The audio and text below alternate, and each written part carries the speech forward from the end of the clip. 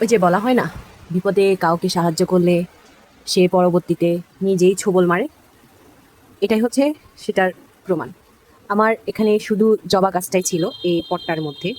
তো পরবর্তীতে আসলে আমি এটা লাগাইনি, এই গাছটা, এই পর্তুলিকা গাছটা আমি এখানে লাগাইনি। সামান্য একটা ডাঁটা থেকে প্রায় অনেকখানি, এই যে আমি দেখাচ্ছি, অনেকখানি একটা ঝোপালো আহ, শাখা প্রশাখা বেরিয়েছে। এটা বলা চলে মানে অনেক বড়।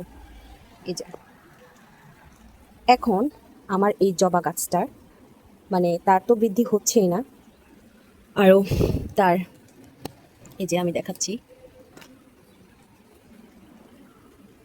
ফুলের যে কলিগুলো সেগুলো ঝরে ঝরে পড়ে যাচ্ছে।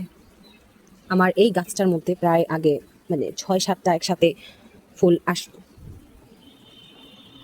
তো আজকে চিন্তা করলাম আমি এই এই যে পর্তুলিকা গাছগুলোকে এখান থেকে আলাদা করে দিব, আর এটাকে সুন্দর করে বাঁচার জন্য আমি সেই ব্যবস্থা করে দিব।